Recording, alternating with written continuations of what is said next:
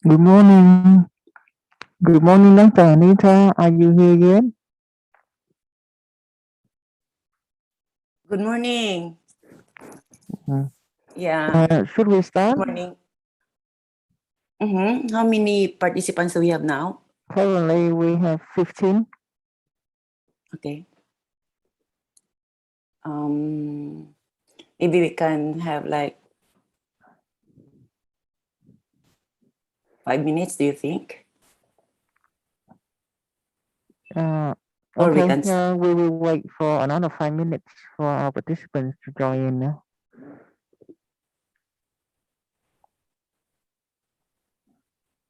Mm.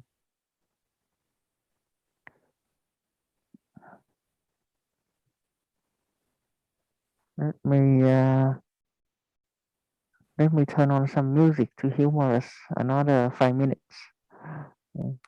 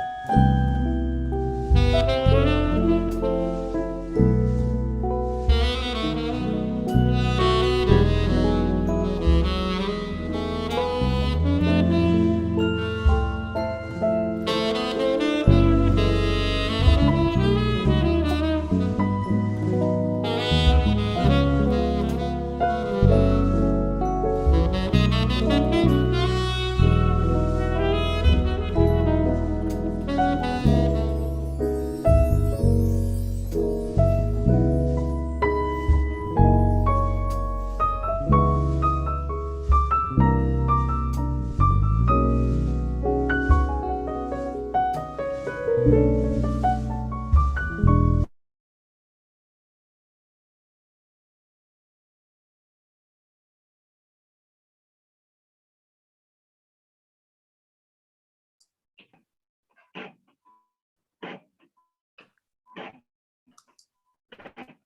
morning, everyone. Even though today is the 29th of December, but we're really happy to see you here with us on the last sessions of the 2021. Dr. Anita, can we start? Yeah. Good morning, Fat, and good morning to everyone. So today is December 29, and it's a Christmas break. For I don't know. I wonder if Myanmar you also have this Christmas holiday, but in the Philippines, yes, we have, and we are having this session today. I'm so sorry to have your attention to get your time at this point. It's a holiday. And as already said, this is our last session for our module 3, curriculum, instruction, and assessment. Am I right? Yes. Yes. So welcome you all.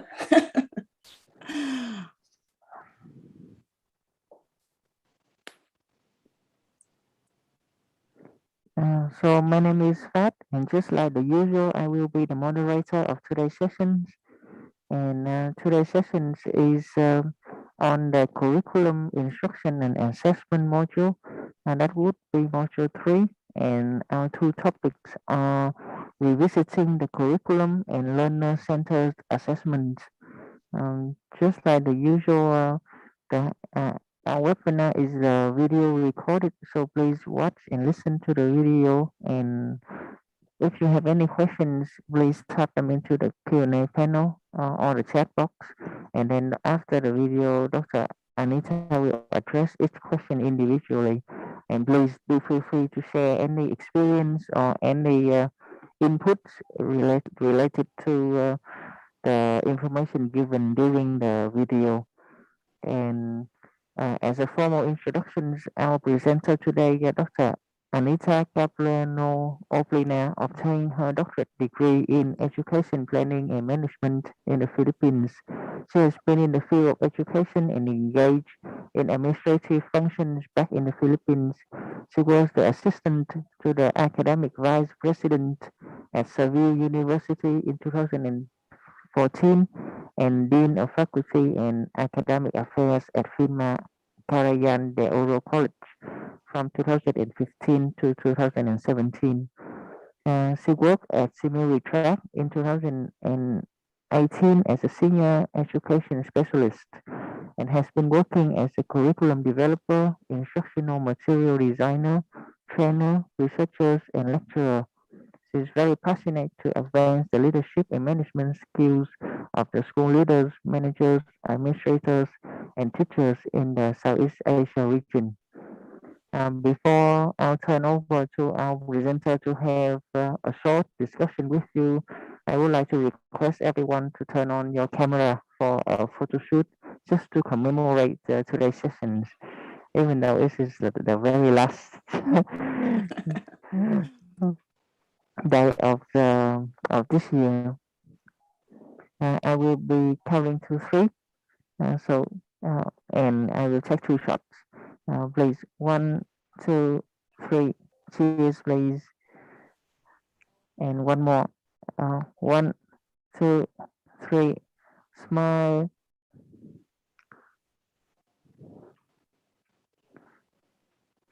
Thank you. Thank you so Please, much. I turn over for Dr. Anita.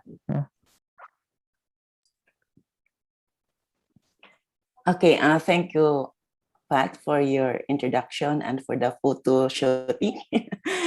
And I'd like to welcome all our participants today. We have participants from Cambodia, from Myanmar, and from the Philippines. Oh, welcome. Welcome back to our session. For those who have been with us for already a number of sessions, we are really very glad to have you today. And for the new attendees, you are very much welcome for today's sessions. Now, again, we have two topics, and it will be, played because we are having a video recorded presentation. And now we are going to watch the video.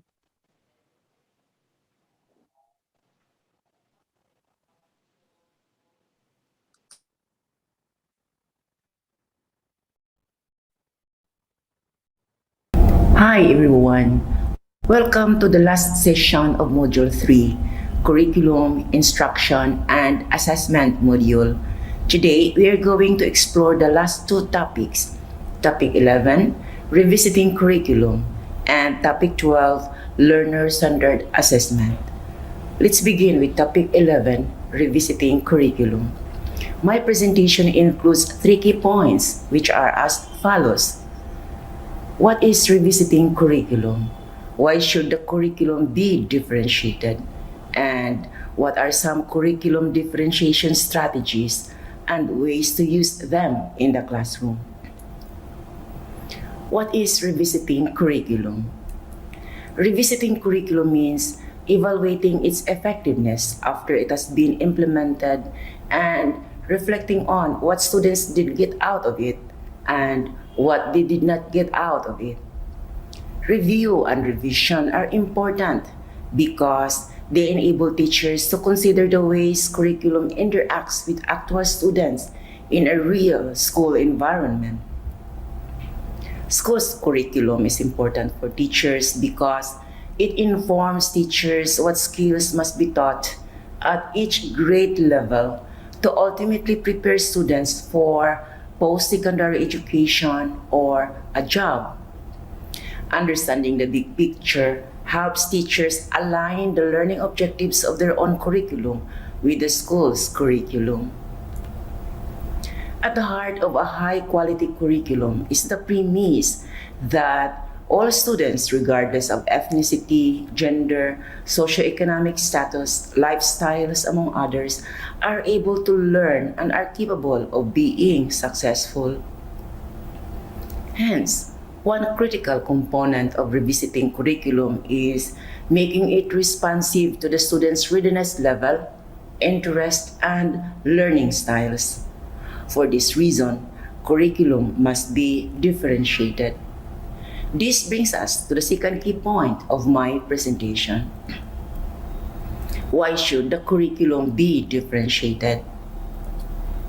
Although the notion of differentiation has appeared in educational literature since the 1950s, it has gained greater significance and attention as the diversity of students in today's classrooms has increased.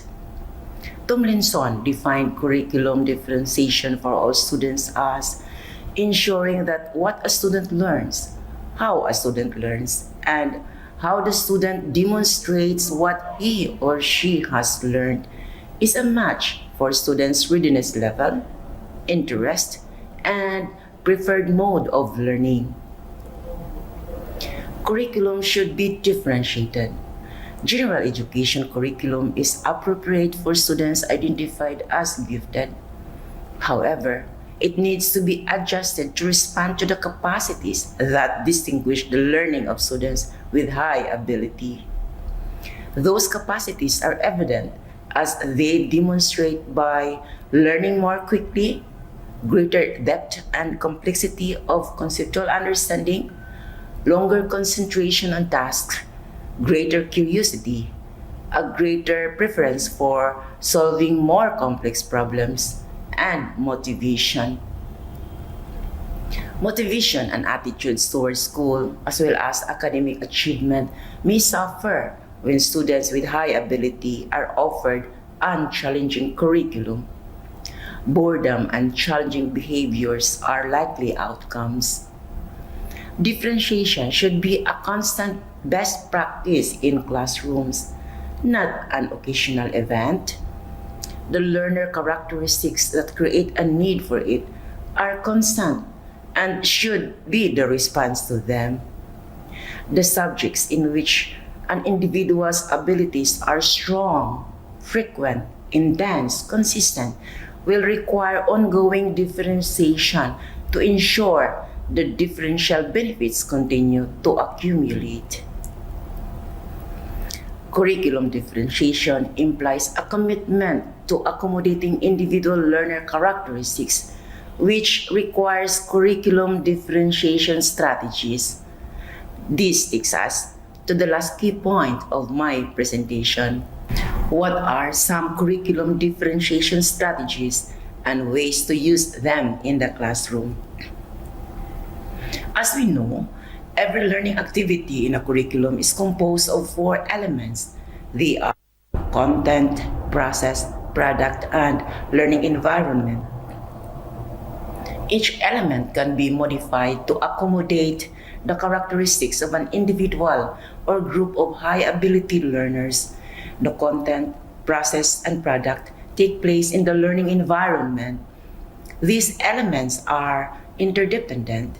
This means that changes in one element are likely to have consequences for the others. For example, if the content is made more complex, students are likely to think about it differently. Their thinking is likely to become more complex.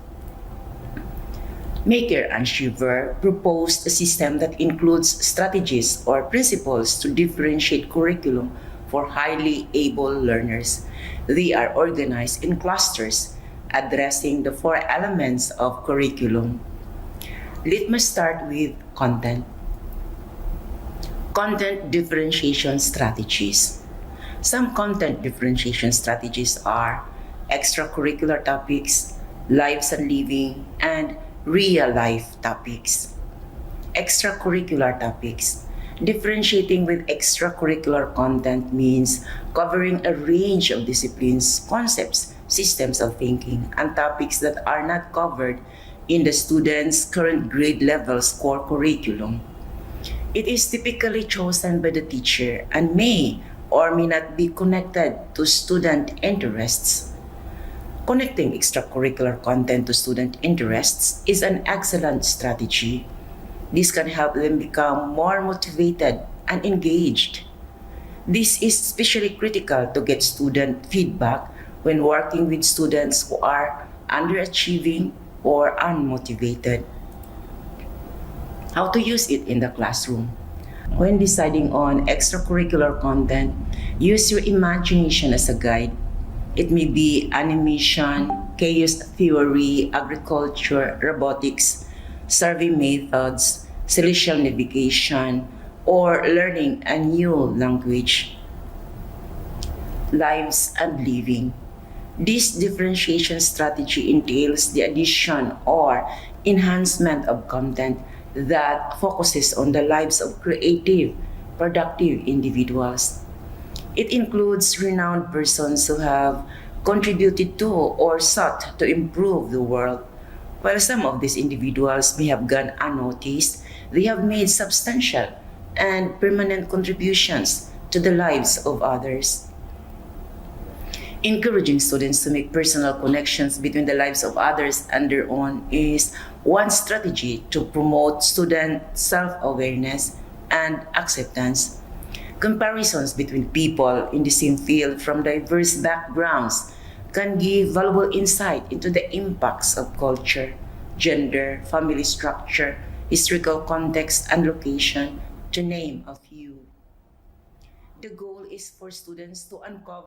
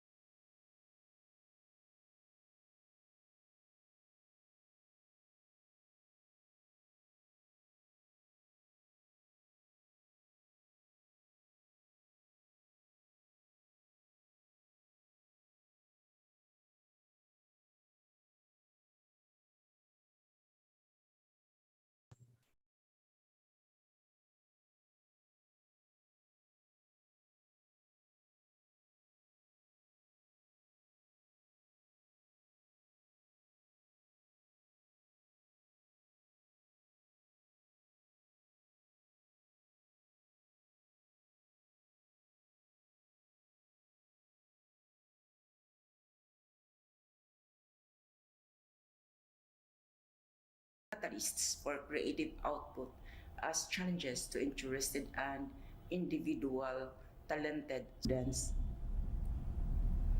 Students who are driven to make the world a better place may be dissatisfied with a single subject. They may need to take action in response to the unfairness and or discover a solution to the situation. Suppressing this urge may diminish their curiosity and enthusiasm to study in other areas. Supporting and encouraging students may boost their drive, lead to a profound dedication to a cause, and result in huge advantages for humanity. How to use it in the classroom? Include real life topics, namely personal concerns, conflicts, and issues such as health concerns, bullying, student rights, drug abuse, career options, among others. Include issues in local or global communities, namely homelessness, hunger, poverty, human rights, and others. Process differentiation strategies. Some process differentiation strategies are pacing, reasoning and reflection, and variety. Pacing.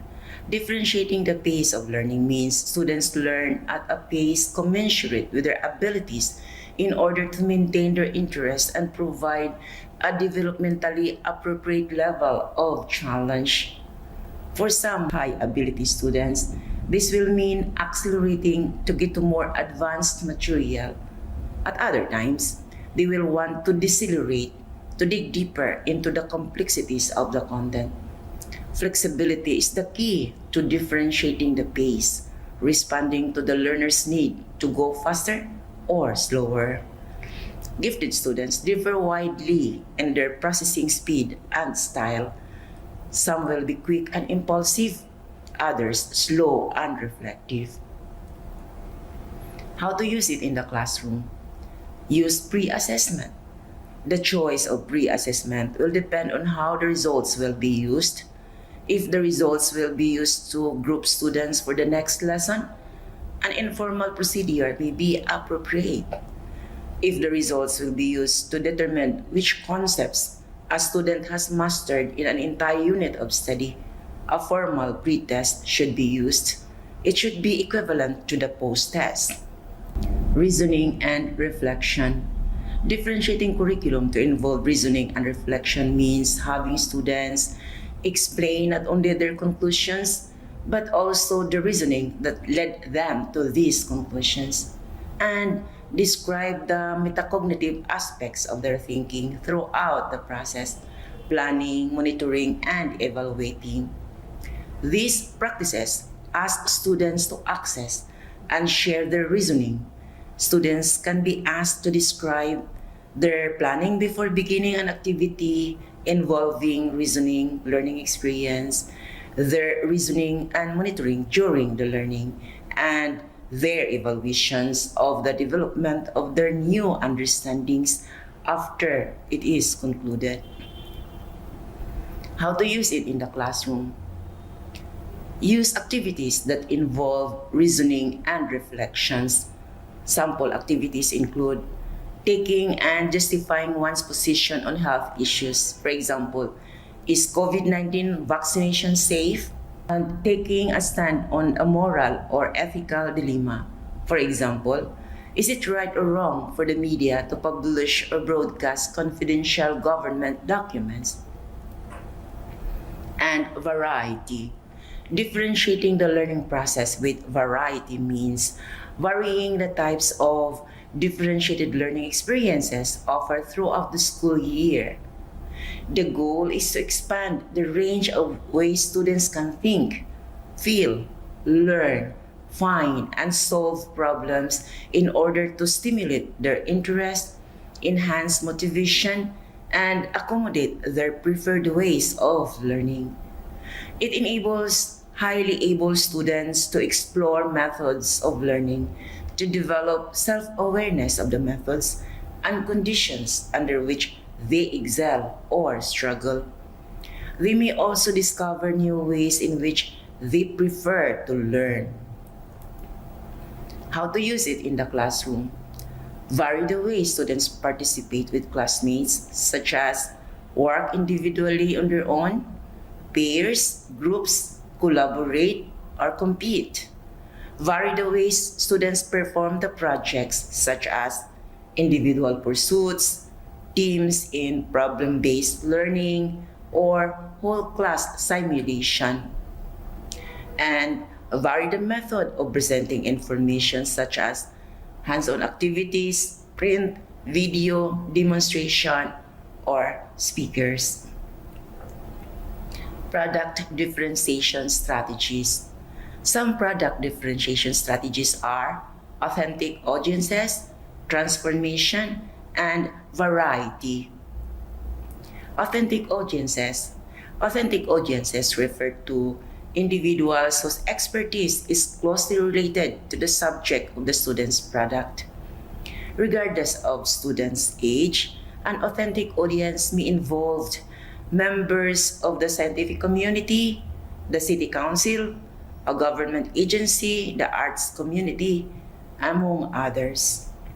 For example, reports of student research can be submitted for review and publication in scientific journals. Or the audience may be parents and current or retired members of professional communities with expertise on the content area. How to use it in the classroom. For example, in the regular activity, name and describe the major parts of the circulatory system and their functions. Label the parts of the diagram. Attach a sheet of paper on which you have explained the function of each part. Activity for an authentic audience looks like this. Create an amusement park ride that will teach riders the circulatory system. Describe what they will see, hear, and feel. Explain what the different parts of the system do for the human body. This is to be shared with the Director of Medical Education at the City Hospital. She will be asked to evaluate it using this question. In what ways and to what extent do the structure and function of each part of the ride accurately represent the structure and function of the parts of the circulatory system? Transformation. Differentiation by transformation of the product means the product will represent what was learned in a format different from its original form. An authentic transformation should represent a conversion of known information into new entities, changes in meaning, significance, use, interpretation, mood, sensory qualities, or shape. Products involving transformation change content learned from products in one category in a format to another category. Example, from written is transformed into graphics or visual models. The concept of transformation contains the following elements: viewing from a different perspective, reinterpreting, elaborating, extending or going beyond, and combining simultaneously. How to use it in the classroom. For example, regular product. Teacher grades students' written reports on countries around the world by giving points for title page, accuracy of content, punctuation, grammar, and spelling. For transformed product, students present what they have learned about a country by using this information to recruit their classmates as immigrants. Classmates evaluate the presentation by keeping or turning in the round trip and one-way tickets they have been given for travel to that country. If they keep the one-way ticket, they are indicating the country looks good enough to go there and stay. If they are intrigued but not convinced, they can keep the round-trip ticket so they can visit but not stay. If the country doesn't look interesting, they can turn in both tickets indicating they would rather stay where they are. And variety. Variety, when differentiating the product, means varying the format of the product students are expected to develop throughout the school year or term. It is also possible to have different students develop products in different formats for the same content. Student products should be authentic. To the greatest extent possible, students should be developing products with value beyond the classroom, so they have the potential to impact real audiences. In most situations, students should be able to learn and produce the evidence of learning in the same amount of time allowed for the undifferentiated activity. How to use it in the classroom?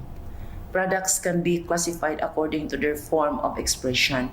Roberts and Inman provide 5 categories: kinesthetic, speaking, visual, written, and technological. Products may be tangible or intangible. Intangible products are shared in conversations or discussions and deserve assessment like any other product. And learning environment differentiation strategies. Some learning environment differentiation strategies include accepting, flexible, and learner-centered. Accepting.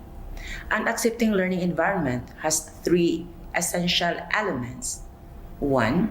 Teacher asks students points of view and ideas by requesting clarification, elaboration, and extension of ideas before approving or challenging them. 2. Teachers are sensitive to the timing of students' support. They wait to challenge students' thinking until after mutual respect and rapport are established. If challenged too soon, a student may feel threatened and become defensive or withdrawn. Evaluate the creative solutions students develop for problems until ideas have incubated, so the evaluation will not interfere with student progress. And 3, a teacher evaluates focusing on strengths and limitation rather than judging whether the student is right or wrong. Students may well be encouraged to respond to each other in these ways as well. How to use it in the classroom? Use classroom permissions. For example, it's okay to state your feelings, to be original or different, to experiment safely, to be funny, to try something new, to make mistakes, to try another way, to ask questions, among others. Flexible. Flexibility is needed in psychological and physical structures in the classroom to accommodate the diverse strengths, characteristics, and needs of highly able learners. This flexibility includes the time permitted for assignments, negotiating requirements for assignments, flexible expectations, the arrangement of desks and furnishings, and learning centers. High ability learners often need less time for practice tasks and more time once they become engaged in complex projects. They need to work on these projects long enough to achieve a sense of autonomy, intrinsic motivation, and personal satisfaction. Students may be given opportunities to work with students in other classes on topics of mutual interest. Without this flexibility, highly motivated students may become extremely frustrated and feel trapped in curriculum that is insensitive to their needs. How to use it in the classroom? Use local issues. When a local issue of significance to students flares up, it can become the focus of a discussion. It might be a building project proposed for the neighborhood in an environmentally sensitive area, school uniforms, the amount of homework assigned, and others. A highly motivated class, group, or individual may pursue the issue and connect their efforts to fulfill course requirements. And learner-centered. Learner-centered classrooms function communities of learners, balancing student interest and mandated curriculum content. The teacher facilitates student-to-student discussions rather than asking all of the questions and leading discussions. Teacher talk diminishes as student talk and support increases. Students and the teacher become members of an interdependent community. How to use it in the classroom? Use Socratic seminar. Socratic seminars, a form of classroom discussion, provide wonderful opportunities for the student to student interactions to flourish. They are based on Socrates' belief that it is more important to enable students to think for themselves than to merely fill their heads with right answers. Prior to the seminar, students examined a text guided by prompts from the teacher. The text may be a novel, political cartoon, artwork, poem, and others. During the discussion, the teacher offers a few well crafted, open ended questions to allow students to think critically, analyze multiple meanings in text, and express ideas with clarity and confidence, and make a follow-up activity. A follow-up activity enables students to synthesize what they have learned from their preparation and seminar experiences. I have just presented a fundamental aspect of revisiting curriculum differentiation of the four curriculum elements: content, process, product, and learning environment. I hope you took at least one or two valuable lessons away from my talk. I would like to wrap off my presentation with a few thoughts. Revisiting curriculum to make it responsive to students' readiness level, interest, and learning styles require curriculum differentiation. With curriculum differentiation, teachers can manage what students learn, how students learn, how students demonstrate what they have learned, and how students are assessed. With its flexibility, curriculum differentiation allows teachers to maximize students' progress in the course content. Differentiated curriculum puts the student at the center. Thank you for your participation.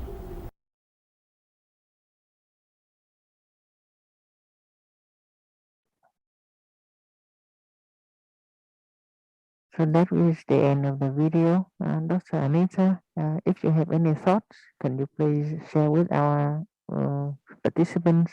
And I would also encourage our participants to share their inputs. Yeah, we have just viewed the video, and at this point in time, we are looking forward to your thoughts, ideas, or questions, experience, whatever will that be that you would like to share with us. Again, I would like to assure you that this is a kind of a conversation between us, you and me, who are, I would say, engaged in the teaching and learning of our students. So by this time, I hope you also, oh, really, I'm so sorry about the video I was watching as well, but there were some problems.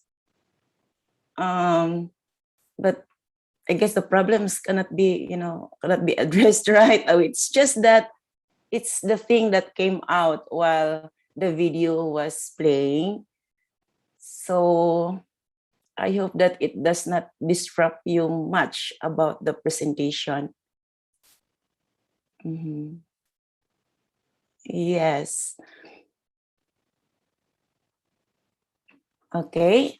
Now,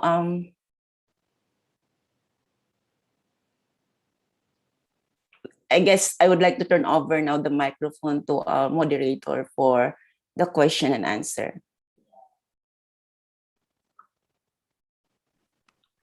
So if you do have any questions for Dr. Anita, please feel free to type them into the chat box. Yeah. Before that, while you are maybe formulating questions or writing your questions, I'd like to acknowledge some notes here on screen. I mean, on the chat. So it says here that there is a problem. Part of the screen is covered, right? We acknowledge that one while the play was ongoing. And you can't see properly the PowerPoint presentation. That is true. And the sound is not good. The sound disappear and you can't hear. Okay, so we really acknowledge the inconvenience during the presentation.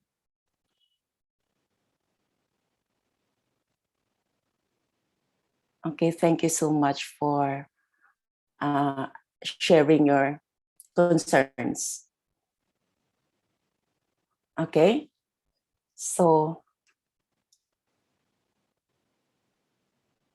I hope the overall is okay.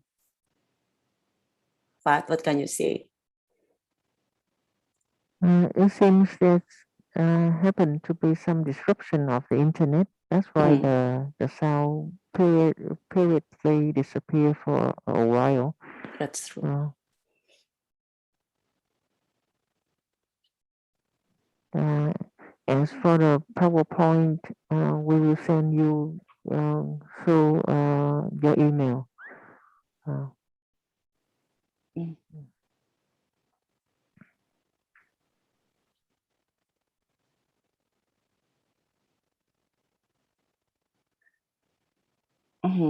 Now, maybe while you are still thinking and maybe writing your questions, I just want to share some thoughts about my presentation.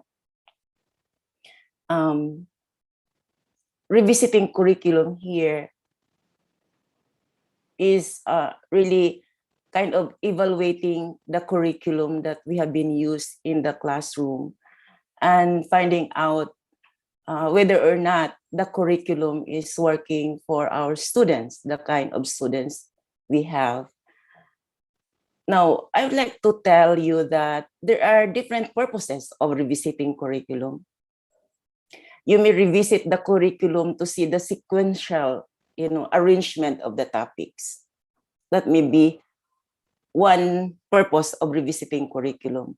Another purpose of revisiting curriculum is to look into the topics, whether the topics are relevant, to the sign of time. Is the topic still workable, or do we need to change some topics without really disturbing the entire curriculum? That's another purpose of revisiting curriculum. Or we revisit the curriculum because we would like to modify or change many things after perhaps 3 years or 5 years of implementing the same curriculum. And many other purposes. But say my presentation is about revisiting curriculum from the point of view of the teachers. Here we revisit the curriculum, not to change the curriculum. We have a national curriculum and we follow the same curriculum. But we revisit the curriculum to address the needs of our students. We revisit the curriculum to match, the level of our students, who our students are in terms of their level of competency. Are these low learners or average learners, or are they highly able learners? And so we look at the content of our curriculum. We can adjust. We can differentiate. And here, as well as we are going to look at our ways of, teaching the content. How do we teach the content? Maybe my way of teaching is not appropriate to this level of students. Maybe they are all second-year high school students, but their level of competency by class perhaps is not the same. So how will I teach? How will I modify or differentiate my teaching to respond to the needs of my students in terms of their level of competency? So that is then the process differentiation. That's content. Then the next is the product differentiation. What kind of product or output would I ask my students to perform? Would I ask them to perform or to present all a PowerPoint presentation? But that might not be fair to some students.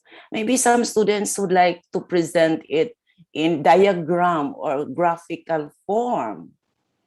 Or maybe some students would present that in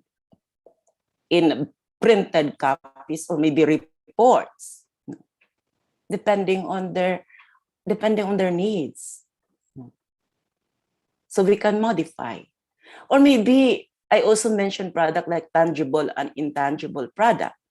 By tangible product, we are referring here like a video or a chart or PowerPoint, or graphics, diagrams. We can see, tangible. Intangible product, maybe they raise a question, maybe very good questions to address on. That's intangible. And that is thought-provoking ideas. Now, in terms of these tangible and intangible products, we can create rubrics. Even the intangible product, like in the form of question or ideas that they are going to discuss. You should have a rubric to assess in fairness to the tangible product. That's product differentiation. And then we also have the learning environment differentiation. So when we speak of learning environment, we are now referring to the school, to the classroom itself. That's the kind of learning environment that I'm referring here. Like maybe we pace, one is pacing, right? So we adjust the level of, I would say, understanding or level of knowledge, of our students, their readiness. Some are slow learners, some are average and high able learners, and we pace our teaching responding to their needs. And there are more. I cite like 3 examples, of how to differentiate the content, the process, the product, and the learning environment, and so on. Our purpose here is that really to maximize learning, to be able students to participate and engage, and that it will change, that our curriculum will transform the students the way we would like them to be. It's a transformative, from not knowing to knowing, and expanding their understanding in the topic that we are teaching, the target lessons that we are presenting to them. We don't like to leave students who are not at that level of our teaching. We would like that all levels of our learners in one classroom will be able to raise up, to go up, that no one is left behind. In terms of curriculum, now I'd like to, again, for those who are with me in the differentiated instruction has different focus. Okay. Because in the differentiated instruction, we teachers are responding or matching to the level of competency, readiness of students, their interest and passion, and their learning styles. Remember the learning styles, we have the multiple intelligence that we discussed. So we match our content to the 3 areas of students' characteristics. Their students' readiness, interest, and learning styles. That was differentiated instruction. Differentiated curriculum is another way of looking at, teaching and learning processes. Okay, So I hope I have shared some thoughts, and perhaps at this time you would like also to tell us what you have thought about the topic that has just presented.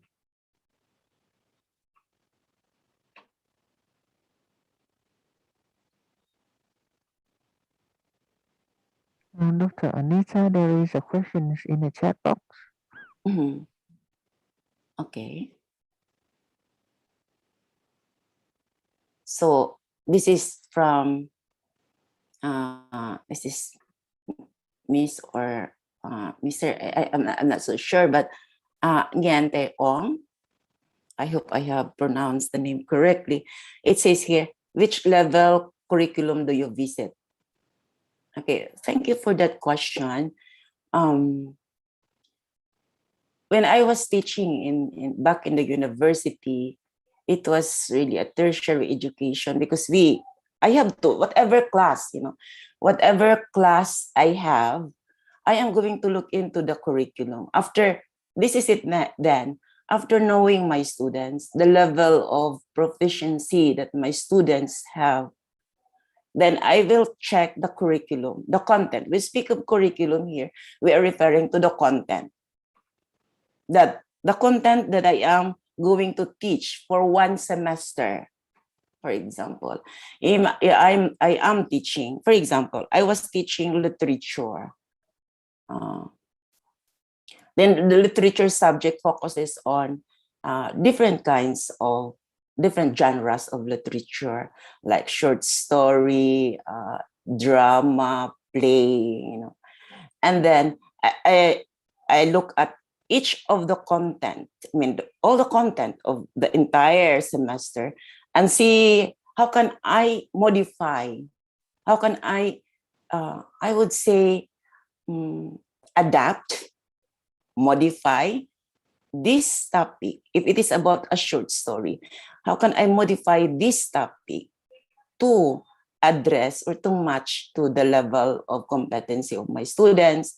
And then how will I teach this? And what kind of output that I would ask them to perform after teaching? But wait, what is my learning environment? Will I use grouping? Will I use like a discussion or a conference type? Or will I invite a speaker or invite my co-teacher who is also good at it and to explain some very important aspects of this topic, of this, I would say, course. So, visiting curriculum, you can visit that in different levels, or different subjects that you are teaching. Because as I said earlier, my focus on my presentation on revisiting curriculum is not to revise the national curriculum that we are using, but to look at the content of what we are teaching and see how we can adapt without losing, the substance of the curriculum. But we are expanding. We are looking at it in maybe in a global aspect, not just in a micro thing that what is inside there in printed copies, then I will follow that letter by letter. I will have the substance remain, the essentials remain. That's non-negotiable. But I can expand to address or to match the needs of my students.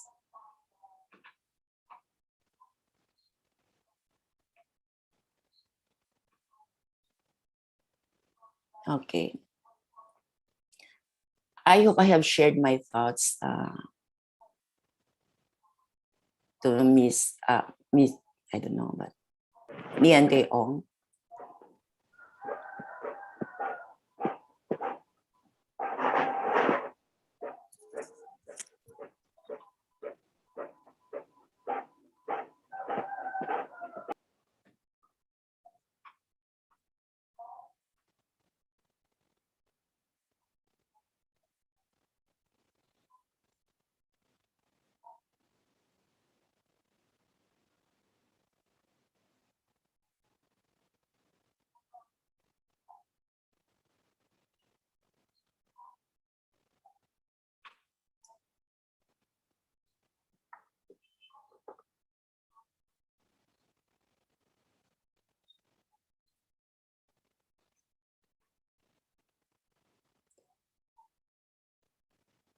I would also like to invite you to use your microphone if you would like to speak up.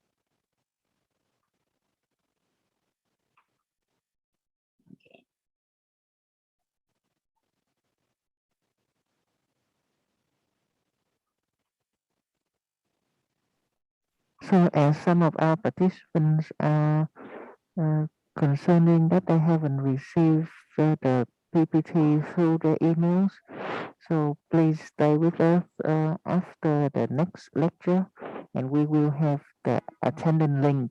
Once you fill your information in the attendance link, which is your email, I will send all the information, the assignment as well as the PPT links to your email.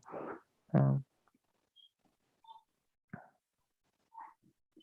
and thank you for participants to inform us that you have already received the certificate for the November sessions. We're sorry for the delay, as we would like to send you earlier. However, there is some disruption due to the holiday, the Christmas holiday.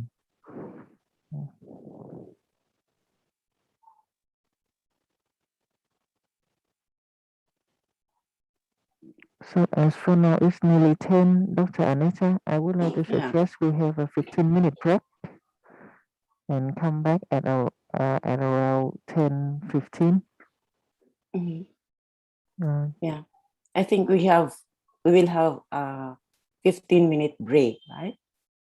Okay, so thank you so much for your participation of our topic 11, revisiting curriculum. I hope that you have captured some thoughts and insights and ideas about revisiting curriculum, and that you do revisit your curriculum and see what you can do to enhance and maximize the teaching learning process, and so that students will be able to effectively and meaningfully learn the lessons that you are sharing with them or presenting to them. Okay, so that's all for topic 11, and we'll have now a short break.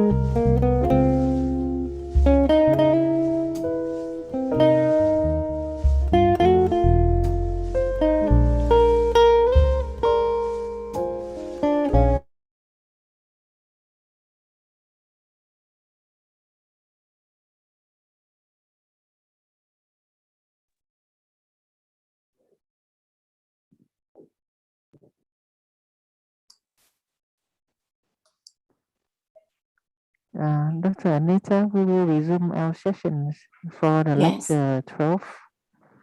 Mhm. Yes, we're back.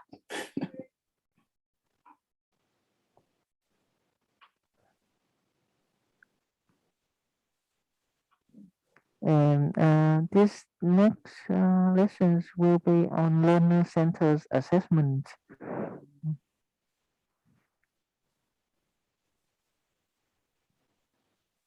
Welcome back. We will now look at the final topic in Module 3, Topic 12. Topic 12 is Learner-Centered Assessment. We will go over the following key points. What is learner-centered assessment? What are some learner-centered assessment practices and ways to use them in the classroom? And how can we keep learners at the center of the assessment process? What is learner-centered assessment? Learner-centered assessment is designed to help our students learn, not just measure how well they have learned after the learning is over. It involves differentiating learning targets, assignments, and tasks, providing focused feedback on students' learning, whether they are working alone or in groups, and adjusting teaching and learning processes as needed. It is focused on learning and growth because it promotes learning and growth by providing useful feedback to the students themselves, their teachers, and others about what the students need in order to progress toward the learning target. It is a moment of learning, not just grading, ranking, or sorting. It is amenable to actively engaging students in the regulation of their own learning because it involves the active engagement of students and setting goals for their learning and growth, monitoring their progress toward those goals, and determining how to address any gaps. It is called self-regulated learning. The ability to manage one's own learning and growth is a key type of expertise needed for 21st century college and career success. It is motivating because the detailed task-specific comments on student work activate students' interest in a task and result in better performance. Finally, learner-centered assessment is informative and useful to a variety of audiences because it provides useful information that stakeholders at all levels, including students, teachers, administrators, parents, districts, and states, can use to support learning. Keeping this in mind, let me go on to the second key point of my presentation. What are some learner-centered assessment practices and ways to use them in the classroom? I would like to share with you the top 4 learner-centered assessment practices and ways to use them in the classroom. They are self-assessment, peer assessment, portfolio, and exhibition. Let us start with self-assessment. Self-assessment. The purpose of self-assessment is to identify areas of strength and weakness in one's work in order to make improvements and promote learning achievement and self-regulation.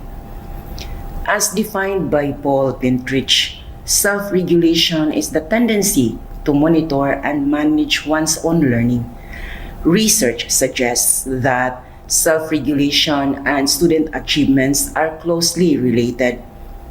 Students who set goals, make flexible plans to meet them, and monitor their progress tend to learn more and do better in school than students who do not. Self-assessment is a key element of self-regulation because It involves awareness of the goals of a task and checking one's progress toward them. As a result of self assessment, Dale Chunk found that both self regulation and achievement can increase.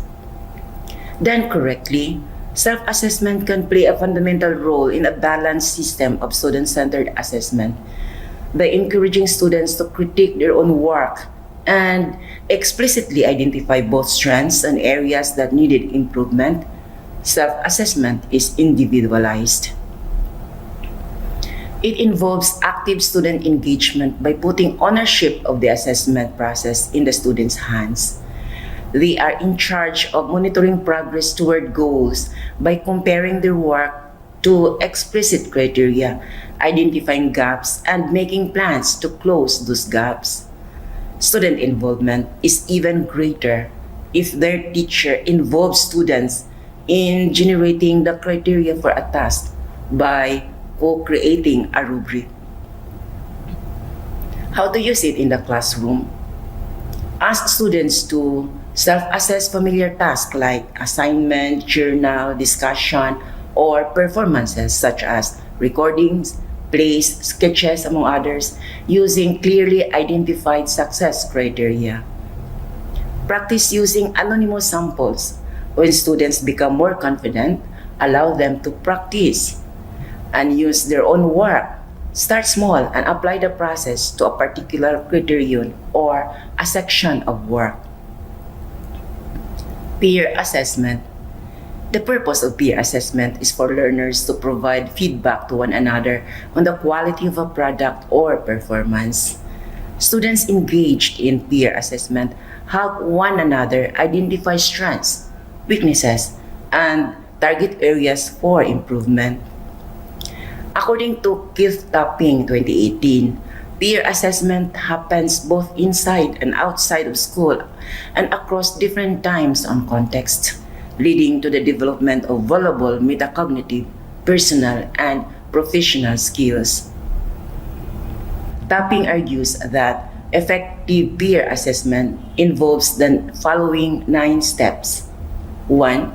Students and teachers co-create assessment criteria. 2. Peers are placed into pairs or small groups based on similar ability levels. 3. The teacher provides training by modeling how to assess a piece of work using explicit criteria.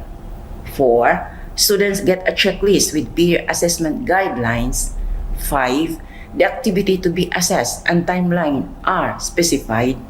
6. The teacher monitors the progress of peer assessment groups.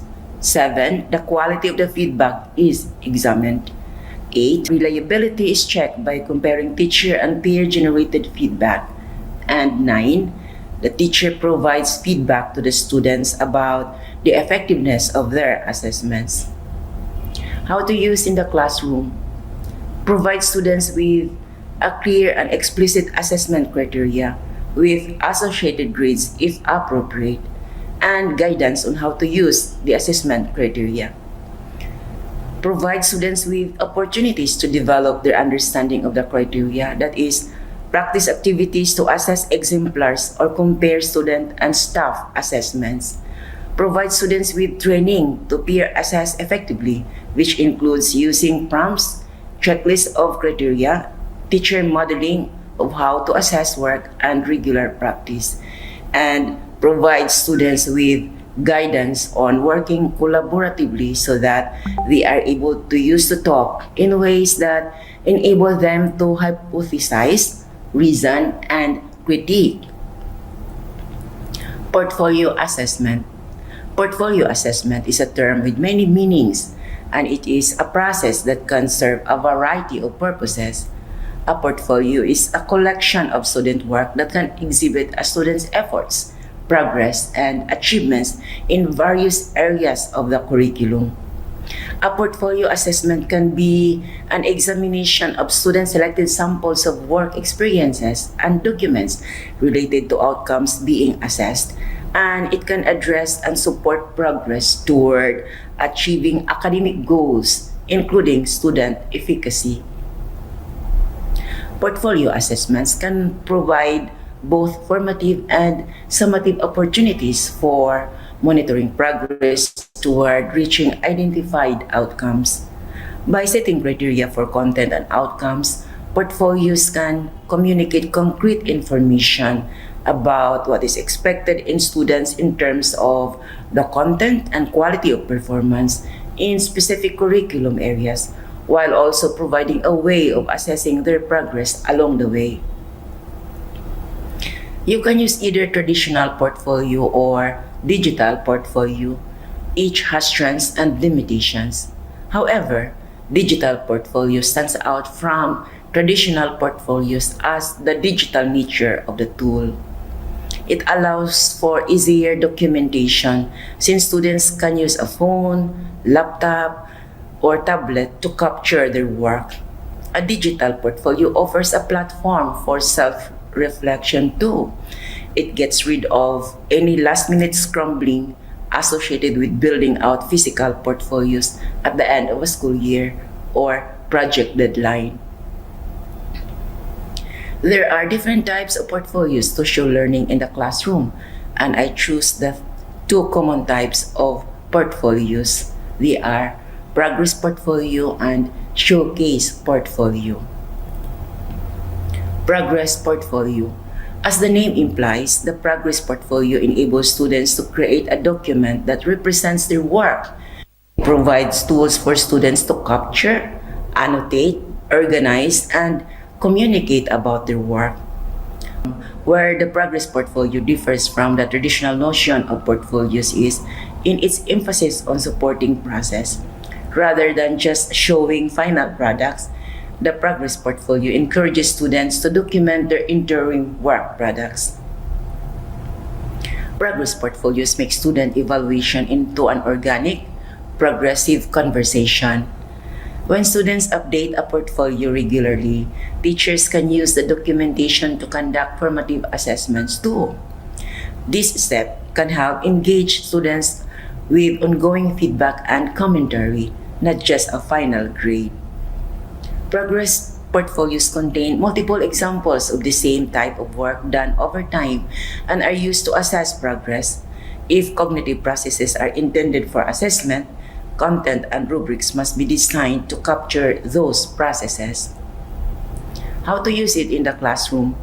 Ask students to record audio tapes for English language learners and collect them over 1 year term to demonstrate growth and learning. Ask students to keep the multiple versions of a single piece of work. For example, a writing project may contain notes on the original idea, outline, first draft, comments on the first draft by peers or teacher, second draft, and the final finished product. If the focus is on current accomplishments, only recent completed work samples are included. And showcase portfolio.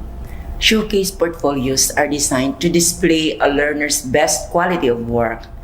This might be to highlight student success or to showcase a variety of accomplishments a student has achieved over a period of time. It is particularly essential in boosting student self-esteem and in increasing their sense of pride in what they have learned. Students are encouraged to share their finished work using different formats, including images, videos, blog posts, audio clips, pic collage, and many more. How to use it in the classroom? Use it to allow students to display their best achievements to boost student self-esteem and in increasing their sense of pride in what they have learned. Encourage students to share their finished work using different formats, including images, videos, blog posts, audio clips, pic collage, and many more. Tell students to create a written reflection on the relevance of each item that is included and be prepared to talk about why they chose certain selections of work. Help students recognize what different showcase portfolios can look like and how they should change them based on their audience. Explore what pieces of work are considered excellent quality and what kind of skills are worth highlighting. and encourage students to continue working on their portfolio even after the work course ends and discuss the benefits of this. If you do use portfolios in your classroom, I will explore with you the series of steps needed for implementation. If your school or district has an existing portfolio system, these steps may have to be modified. Step 1. Make sure students own their portfolios. Talk to your students about your ideas of the portfolio, different purposes, and a variety of work samples. If possible, have them help make decisions about the kind of portfolio you implement. Step 2. Decide on the purpose. Good portfolios can have multiple purposes, but the teacher and students need to be clear about purpose. Step 3. Decide what work samples to collect. For example, in writing, is every writing assignment included? Are early drafts as well as final products included? Step 4. Collect and store work samples. Decide where the work samples will be stored. For example, will each student have a file folder in a file cabinet or a small plastic tab on a shelf in the classroom? For digital portfolios, which digital portfolio categories be stored? Individual space, class space, or group space? Step 5. Select criteria to evaluate samples.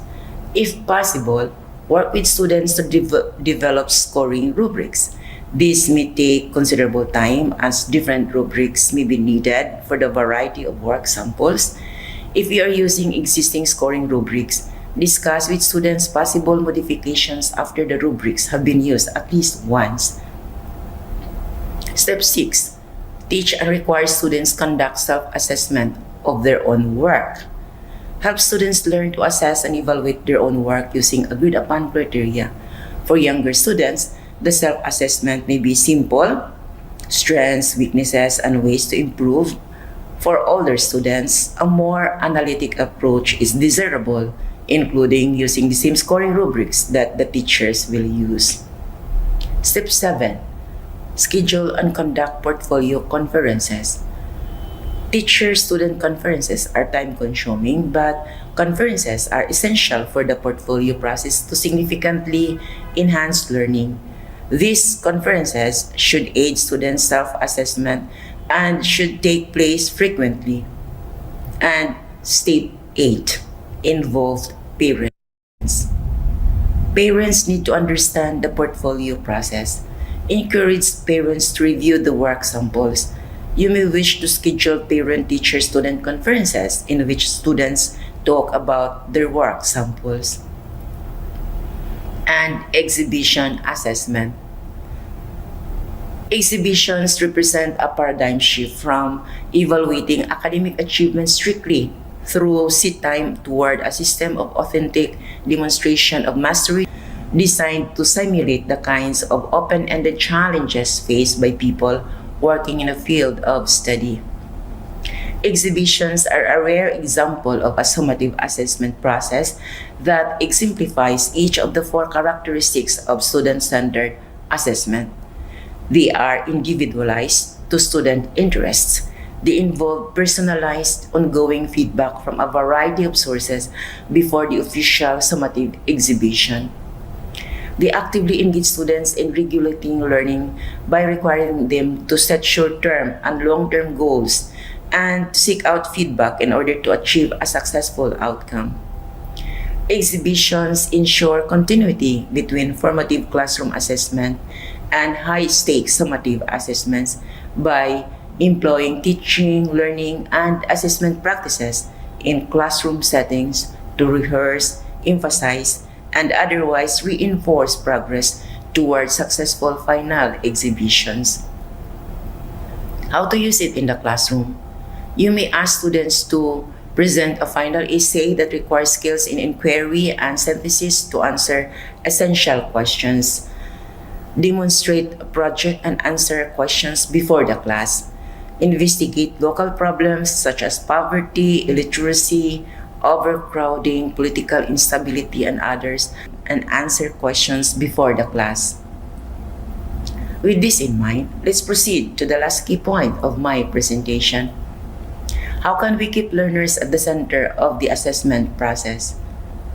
Learner-centered assessment is critical for supporting foundational learners who have barriers to learning.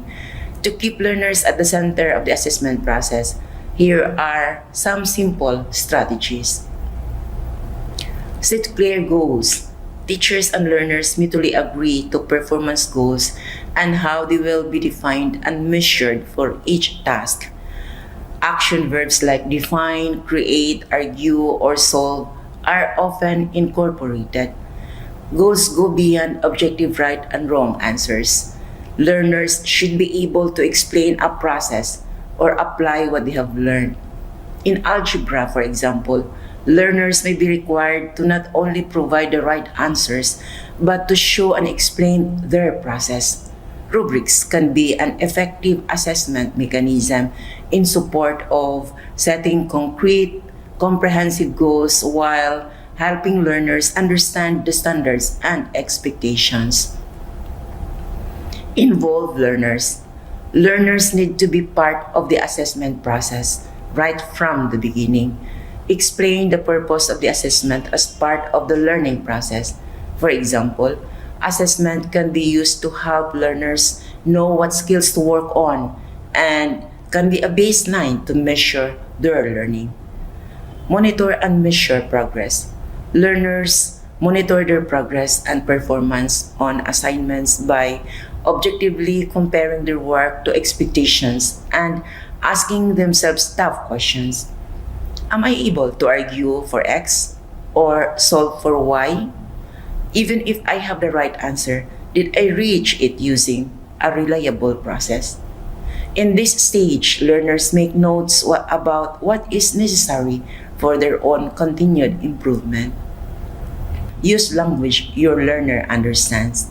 Giving learners language to talk about their learning is powerful. Make sure learners can understand the feedback from the assessment by framing it using language they can understand and use.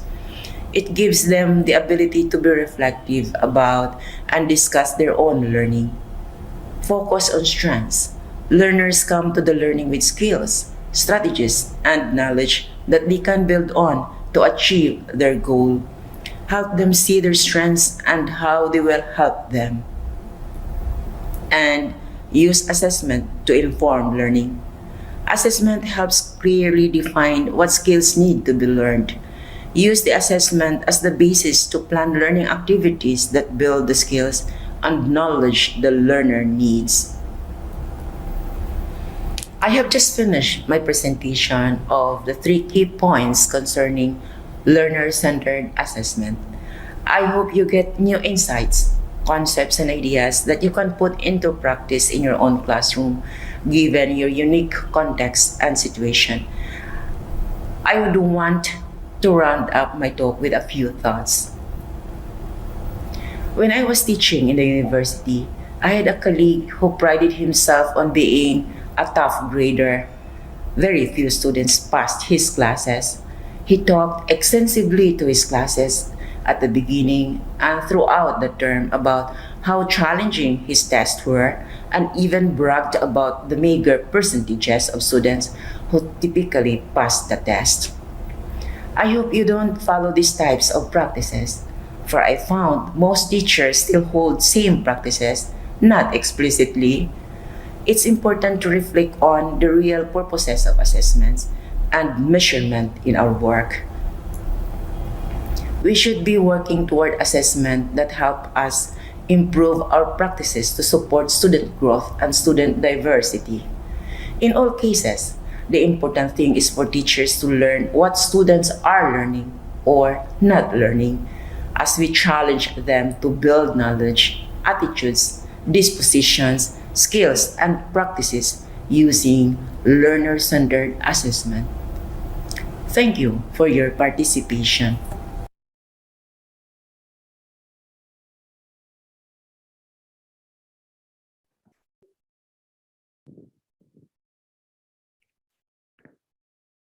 so this is the end of the lecture 12, and I see there are many comments in the chat box. Dr. Anita, can you please respond to those comments?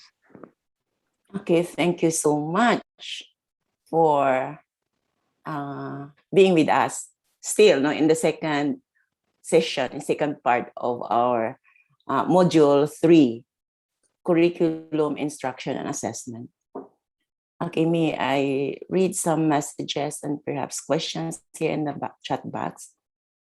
Okay, this is from Norinil Delphine. I agree with you, Dr. Anita, in the sense that it's a learner-centered curriculum that will really help the students in their learning process. Okay, thank you so much for your thoughts about the topic. And we have also from Abigail Remo. I haven't tried giving a portfolio requirements to my students. I will consider this. Thank you so much. It's quite interesting to really use portfolio. Students are very much engaged in their learning process because they're the ones doing. It's really learner-centered assessment. It's individualized assessment. Okay, from Lai Lai, why if I have pronounced the name correctly, portfolio requirement is a new concept for me. Thanks. Okay, thank you for recognizing and maybe using portfolio assessment as well in your class.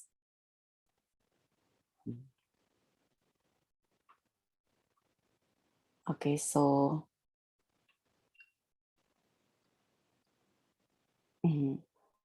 now maybe really it gives, while reading your chat, it gives me impression that most are not familiar of using portfolio. I mean, some. And as I said earlier, portfolio is really very interesting and at the same time challenging on the part of the students because they are really going to give their time, and be creative and resourceful depending on the subject, and the assignment required of them. But I would say portfolio is really very beneficial to both students and teachers because you can see the progress, you can assess, and you can help the students in process.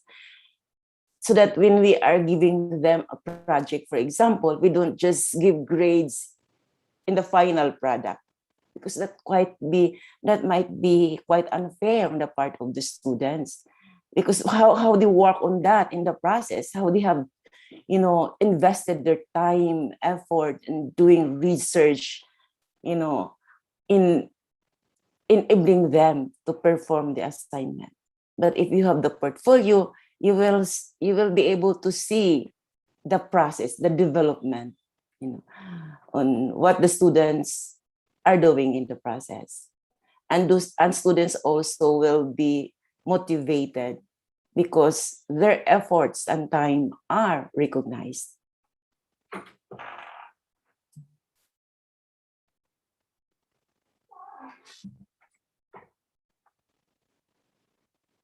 Okay, so here is a question. Is the exhibition assessment the same as summative assessment? It could be. In my video, I mentioned that exhibition assessment really do well as summative assessment because it is here that you are going to ask students to demonstrate, to perform in front of the class. So then the students are going to explain their project, for example, and the process and the different parts maybe of that project, depending on the kind of project you ask your students. And it is somehow the end, it is somehow the finished product of the student where the students have been working for quite some time, maybe one term. And it will depend on, I would say, the complexity or the simplicity of the assignment given to them. As also mentioned here, criteria is very important. You get to have your rubric. And the rubric must be agreed upon by students and the teacher. And it will also be very, I would say, interesting and potential and wonderful if both the students and the teacher create a rubric. They know well how they will be graded. And that would be part of their preparation. And that will be quite fair to the students. So they know, even before doing the assignment, the standards of expectations.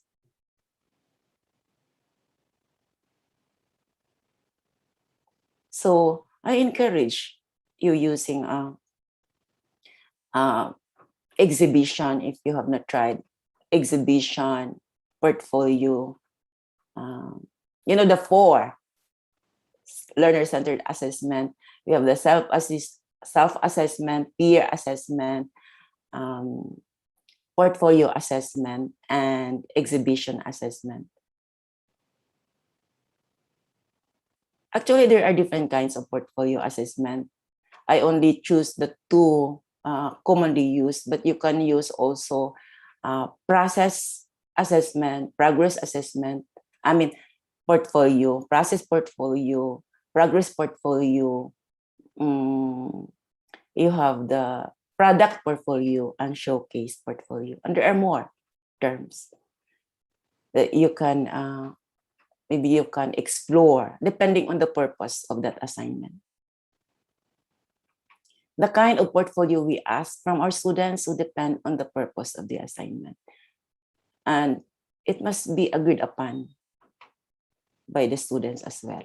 They should know very well what we are expecting from them.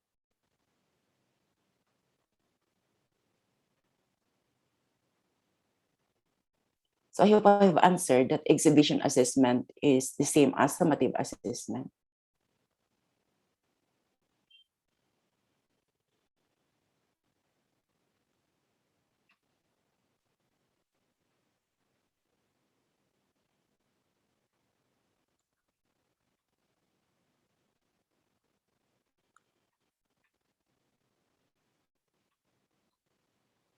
Okay, so we have here from Annabelle, my niece is attending.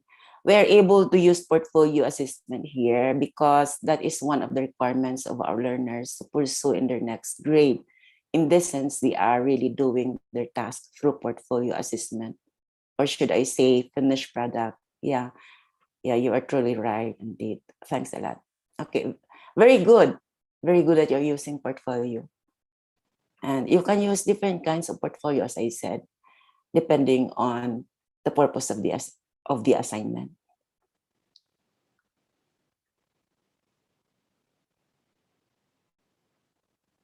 Okay, so this is what we require. This is from Stephanie Monte. This is what we required from our learners having their portfolio at the end of the semester. Very good.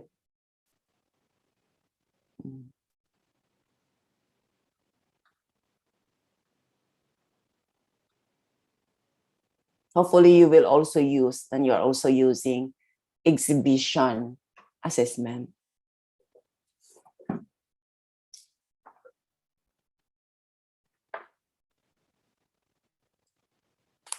Because in the exhibition assessment, you're going to see the students, their communication skills, their presentation skills, their thinking skills, and many more. We see here, exhibition can already kind of resonate the 4 C's of the 21st century skills. The 4 C's are, we have communication, collaboration, if it is a project work, for example, and then creativity and critical thinking. So we have here from Dr. Desidita Opolentissima. I remembered my college days when you shared about a teacher who took pride of being a tough grader teacher. I was with a few of them too, and it was difficult then.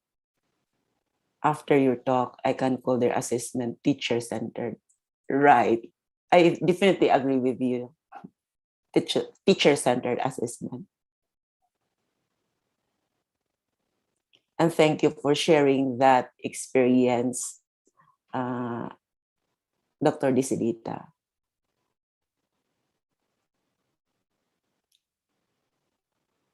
Okay, from Stephanie Monti. Thank you for sharing your thoughts, Ma'am Anita. It adds our knowledge and ideas on how to use portfolio in assessing our learners. Very good. Thank you too.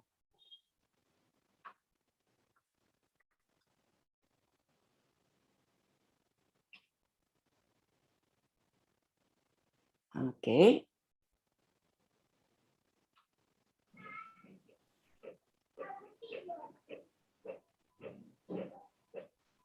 So we know well what learner-centered assessment, keeping in mind already that general types of assessment. We have the formative assessment and the summative assessment. And we have for the formative assessment, we have assessment for learning, assessment as learning, and we have the summative assessment, assessment of learning.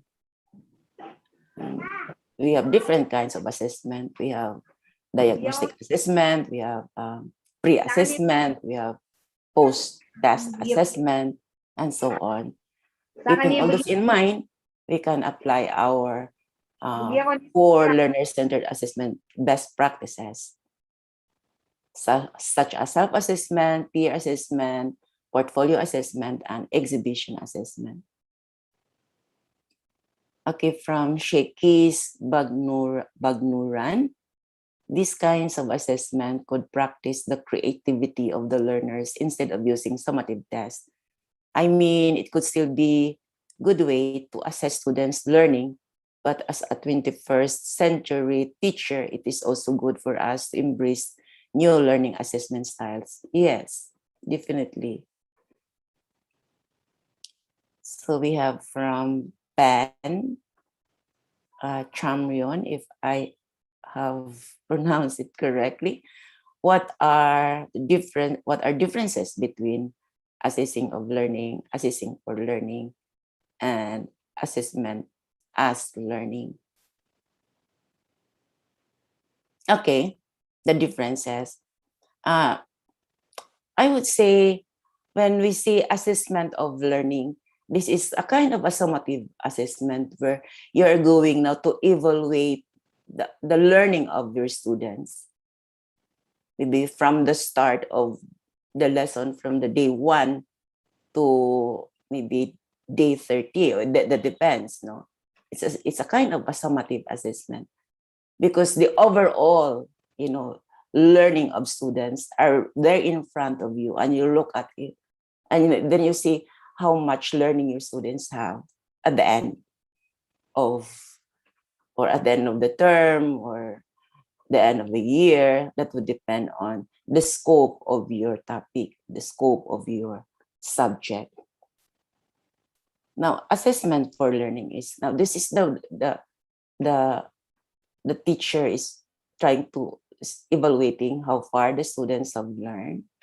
This is a formative assessment. How far students have learned, how can I enhance my teaching? How can I improve? How can I lift up my students? How can I raise their level of competency? And assessment as learning for the students. No? They can assess their own way and see where they are at. So these 3 types of assessment belong to formative assessment and summative assessment. I hope I have shared to you my thoughts or with you my thoughts, Ben.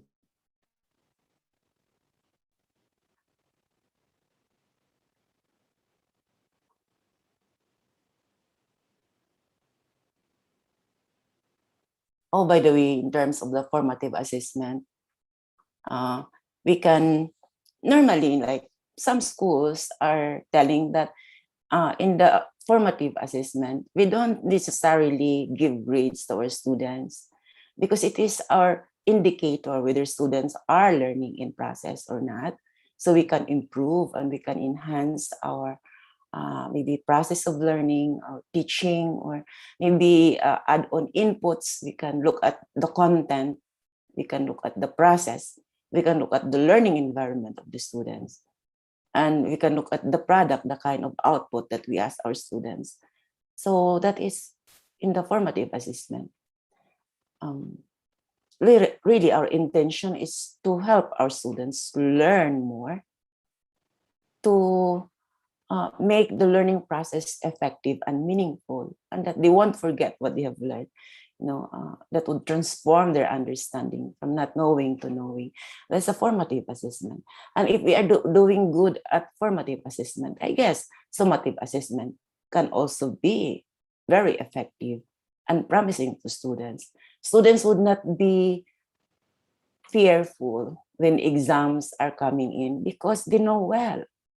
The problems of some teachers are, that the type of test that they give in the summative assessment is not the kind of test or the type of the test given in the formative assessment. There's something new that students are not used to. And students are cramming. I have not met this kind of question before. It is just now in the final exam, in the summative assessment. That's quite unfair of the students. If you're going to use that type of question in the summative assessment, please use that during the formative assessment. So your students will already be comfortable with the kinds of questions you're asking of. Do not surprise them of the kind of questions you ask at the end in the summative assessment. That's quite unfair. If you use like true or false in the formative assessment, then use that in the summative assessment.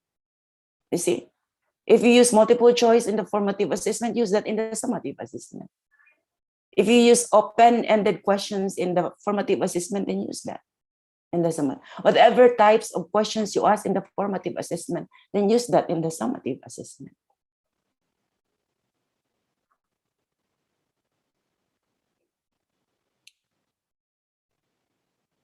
Okay, so may I read the chat box?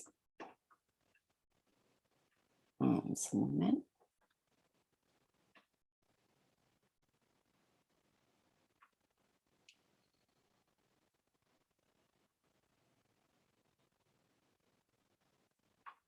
Assessment as, okay, yeah, but could you state again for assessment as learning?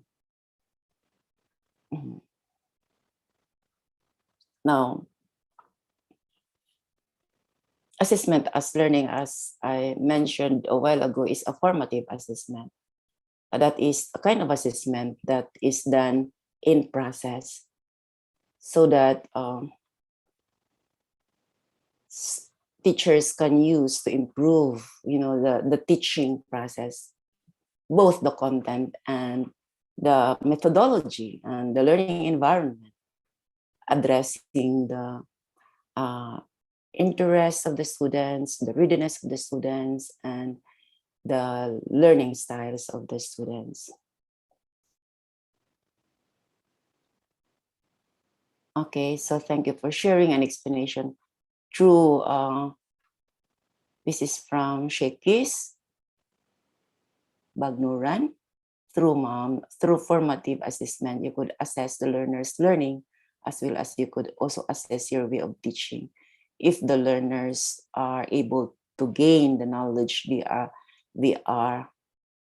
going to have, or have you used a strategy that have been of big help in the learning process?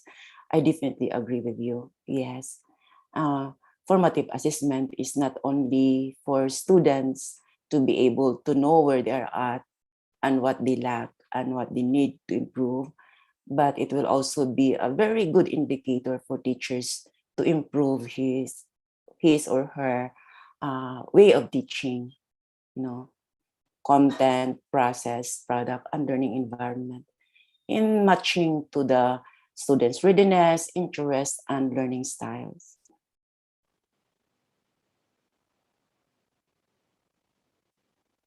From Eight Thunder Win, we learners can use formative assessment not to derive from our teaching learning outcomes.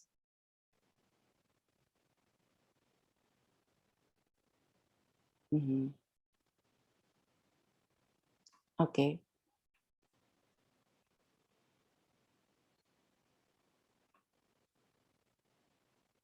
Okay, so the point here is, teachers can use formative assessment not to derive from our teaching and learning outcomes.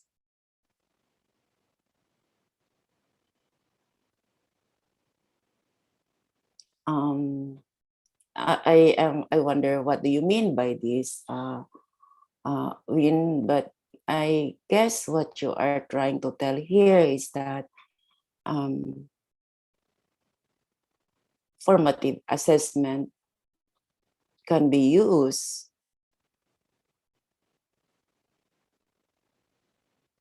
Yes, doctor. Formative assessment can be used it's very useful for not only learners but also teachers, especially language teachers like us.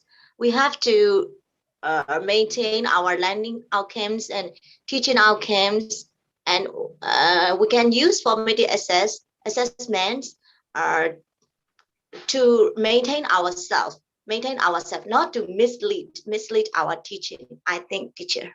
I agree, definitely, yes. Yes, I agree with you that formative assessment can help teachers, to improve and to help teachers to be able to really give out the best teaching they would have to their students, because that will be an indicator whether the teacher is also doing well or not, in the teaching learning process of the students. And of course, even before we deliver the lesson to our students, we already define our teaching learning outcomes. Am I correct? Yes. We already, doctor. Yes, teacher. Yes, doctor. yeah. We already define what we would like our students to learn at the end of the lesson, at the end of the course. That is why we already plan the kind of output that we ask our students at the end of the lesson. Yeah, you're right. Formative assessment helps us a lot, teachers. Okay, so we have here from Pan regarding 21st century education, formative and summative assessment are still applied, or any methods that we need to use instead of or within students involving with projects or other tasks? Okay. Definitely agree with you that in the 21st century education, we still use formative and summative assessments. These are very essential and very non-negotiable assessments for our students to be able to gauge whether our students are learning or not in process and at the end of the term. But then here is another thing, is that we need to use instead within students involved. Okay, aside, maybe your implication here is that aside from using projects or other tasks, are there other ways that we can use to assess our students? Am I right, Pen? Is that what you are trying to tell here? Oh, okay, yeah, doctor. What I mean is like we teaching after before, it's okay. We can do summative and formative assessment with the student within the class. But Mhm. like if we apply like a 20% century education or 21st century skill, and then we set up the project for the student or task for the student. So how can we access them within still do summative and formative, or we can do other methods to assess? Like for example, if we ask the student to do the project in group, and then they present. So how we assess and how I will evaluate them Mhm. at the end Okay. of the term or semester. Okay. So are you referring here like 21st century education online teaching? It could be both. Can you Mhm. share your experience, like if in the class, and then how we apply, and then if it's online, how we can do it? Okay. Now, firstly, using projects and other kind of demonstration, I would say, or exhibition, assessment. Um, First and foremost, we have rubric. We have assessment criteria. Because sometimes the people say assessment criteria or success criteria, but we are referring here to the rubrics. And the rubrics must be agreed upon with students and teacher. That must be explained to them. And it would also be very good if they are part in the making of the rubric so that there is ownership and they know very well ahead of time what are expected of them. So they can prepare themselves to demonstrate, to make their project to the best they could, to meet up the expectations. It will be quite unfair to students when we have these rubrics and given these rubrics right there during their presentation. They will be shocked. So, and they are not prepared. The point then there is that the purpose of the rubrics is to fail students, not to help students. Okay? So rubrics must be the ground. It must be created.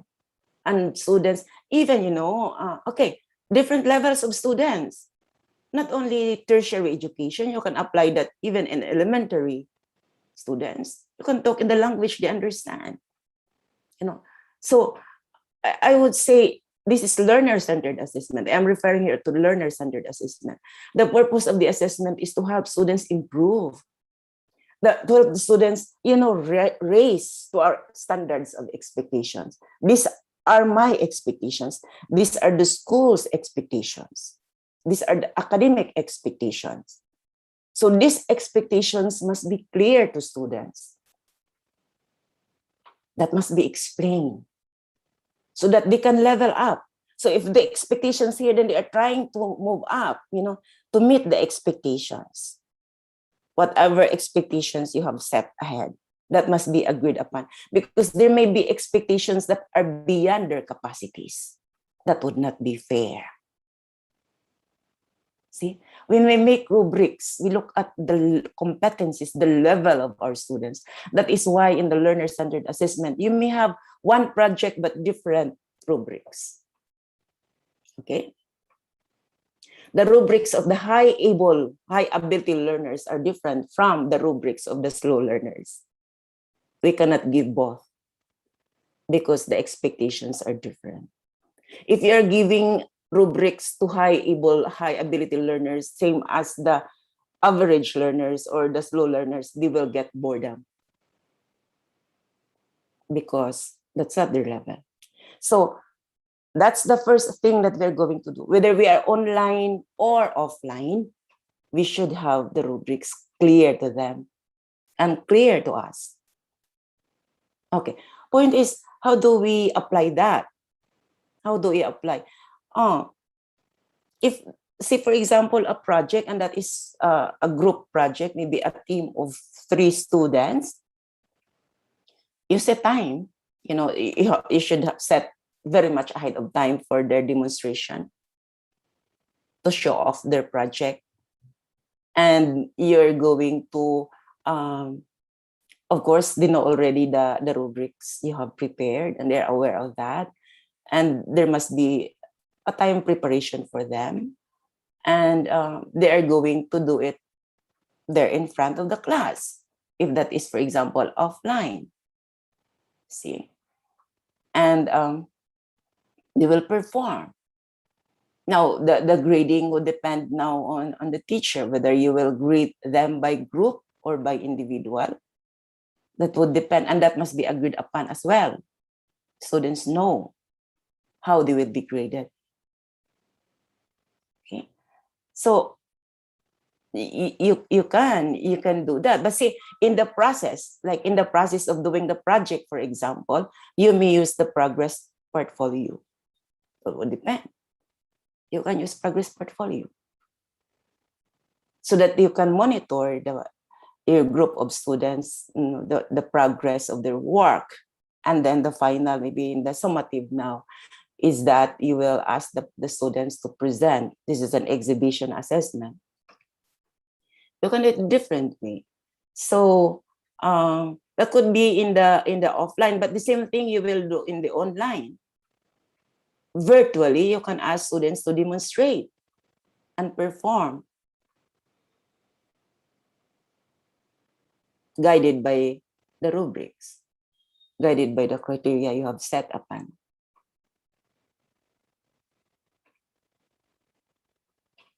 Okay, and the thing here is that very important the teachers will also consider is the progress, the process of the projects. Very, very important. There must be a monitoring on the part of the teacher. We cannot just leave out our students doing their part, And perhaps the questions that you raise during the exhibition can also be given during the, during the process. They will be at home. They will. Maybe there may be some modifications towards the end, but the type of questions you ask in the summative, in the exhibition, should also be quite fair to students. They are familiar with this kind of questions. We don't surprise, great, like highfalutin questions during the exhibition itself. That's quite unfair to students. We are not helping students. We are failing our students. Okay, Jess, thank you. Okay. I hope I have shared with you my input and my thoughts about it, Ben. Thank you so much for that question. Are there more?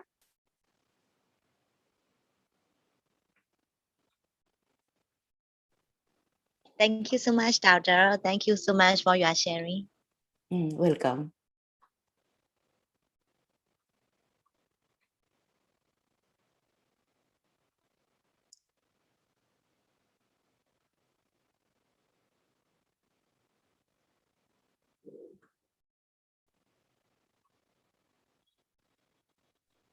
We still have another 15 minutes for our Q&A. So if anyone have questions for Dr. Anita, please feel free to raise your hand or you can just unmute yourself.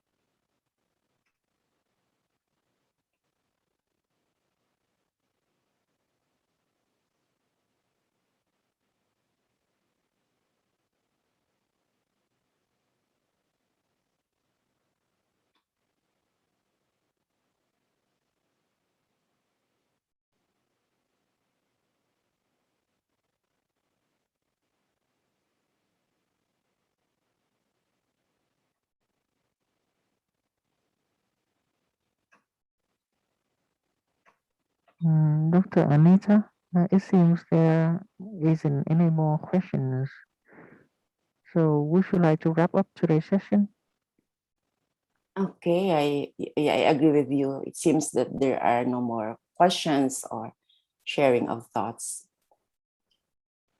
Yeah, and to wrap up the session, I have just presented to you the learner-centered assessment and the 4 best practices of learner-centered assessment. Again, we have self-assessment, peer assessment, portfolio assessment, and exhibition assessment, as well as the different strategies, to make our assessment a learner-centered assessment. And I hope you have learned something, or you have some ideas and thoughts and insights from this session that you can apply in your own context and circumstance.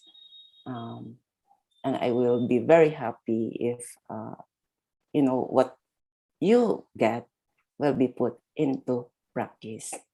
Thank you so much. And of course, Merry Christmas and Happy New Year to all of us, and including you have, Same to you. yeah, our participants from Cambodia. I guess you're from Cambodia, right? And we have from Myanmar. And Yeah, from Cambodia. yes, you're from Cambodia. Thank you for joining us. And Yes, thank Myanmar, Myanmar. You're from Myanmar. Yes, teacher, doctor. Same to you. Happy New Year. Oh, yeah, Happy New Year. Thank you for joining. And Yes. from the Philippines, thank you so much for joining and for coming with us again. And I hope to see you by January. We'll have our module 4, January, I guess. So before we close our session today, I would like to remind you some important notes. First, please enter your email into the attendance check-in link, which is in the chat box, so that I can send you the PPTs and the assignment link once again via email. And the second, please complete the assignment on the assignment link before Sunday, the 9th of January. And we will once again send you the link in the chat box.